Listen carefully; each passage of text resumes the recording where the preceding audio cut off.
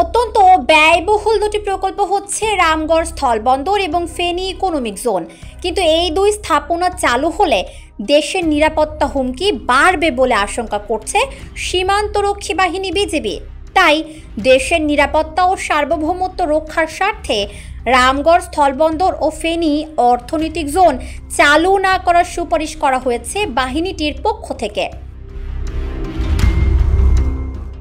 বিজিবির এক প্রতিবেদনে বলা হয়েছে, ওই দুই স্থাপনা চালু হলে চট্টগ্রাম বন্দর এবং ফেনী চট্টগ্রাম হাইওয়েতে পণ্য আমদানি রপ্তানির চাপ বেড়ে যাবে।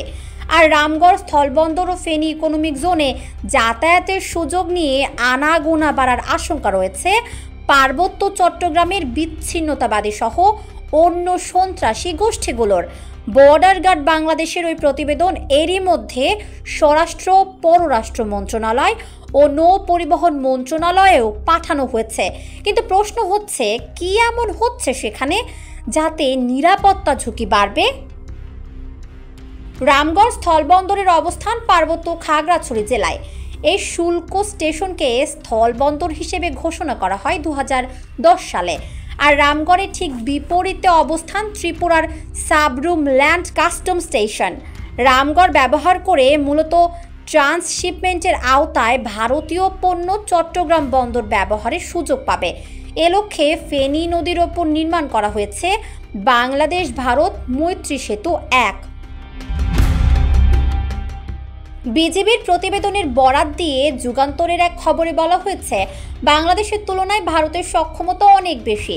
সাবরুমে 56 একর জায়গা জুড়ে দেশটির স্থল বন্দর নির্মাণ করেছে। ওই বন্দরের সঙ্গে রেল লাইন ও হাইওয়ে রোড সংযোগ রয়েছে। রামগড় স্থলবন্দর ও ফেনী অর্থনৈতিক অঞ্চল চালু হলে দেশটি পণ্য পরিবহন ও যাত্রী চলাচলে এদেশের চেয়ে বেশি সুবিধা পাবে। নিরাপত্তা ঝুঁকির বিষয়ে প্রতিবেদনে বলা হয়েছে, চট্টগ্রাম রামগড় রাস্তা দিয়ে ভারতীয় যানবাহন চলাচলের সুযোগ নিয়ে পার্বত্য চট্টগ্রামের বিচ্ছিন্নতাবাদী জনগোষ্ঠী এই পথে অস্ত্র ও গোলা বারুদ সরবরাহ বা প্রাপ্তির পরিকল্পনা করতে পারে। ফেনী থেকে সোনাগাজী পর্যন্ত ভূখণ্ড 22 কিলোমিটার, যা বাংলাদেশের জন্য কৌশলগতভাবে গুরুত্বপূর্ণ। এই দুই স্থাপনা চালু হলে এই অঞ্চল ঝুঁকিতে পড়তে পারে বলেও প্রতিবেদনে উল্লেখ করা হয়েছে। চট্টগ্রাম ও মোংলা বন্দর ব্যবহারের সুযোগ দিয়ে ভারতের সঙ্গে বাংলাদেশের চুক্তি পর্যালোচনার প্রস্তাব করা হয়েছে বিজিবির প্রতিবেদনে। এরই মধ্যে রামগড় স্থলবন্দর নির্মাণে 75 কোটি টাকা ব্যয়ে 10 একর জমি অধিগ্রহণ করা হয়েছে। আরও 6 একর জমি অধিগ্রহণ চলমান রয়েছে। বিশ্বব্যাংক ও সরকারের যৌথ অর্থায়নে বাংলাদেশ রিজিওনাল কানেক্টিভিটি প্রকল্প 1-এর আওতায় 200 কোটি টাকা ব্যয়ে বন্দরে 12,000 বর্গফুট আয়তনের আন্তর্জাতিক যাত্রী টার্মিনাল, 1302 মিটার সীমানা প্রাচীর, ওয়্যার হাউস, অফিস ভবন, ট্রান্সশিপমেন্ট শেড সহ বিভিন্ন ধরনের অবকাঠামো নির্মাণ করা হয়েছে।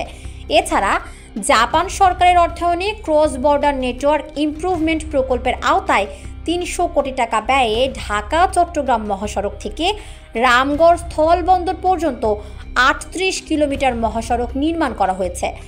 ভারত সরকারের তৃতীয় লাইন অফ ক্রেডিটের আওতায় পারোইয়ার হাট থেকে হেয়াকো রামগড় পর্যন্ত আঞ্চলিক মহাসড়ক উন্নয়ন কাজ চলছে। ভারতীয় ঠিকাদারি প্রতিষ্ঠান এই মহাসড়ক 9টি সেতু এবং 23টি কালভার্ট নির্মাণ করছে। এ প্রকল্পের ব্যয় 1107 কোটি টাকা।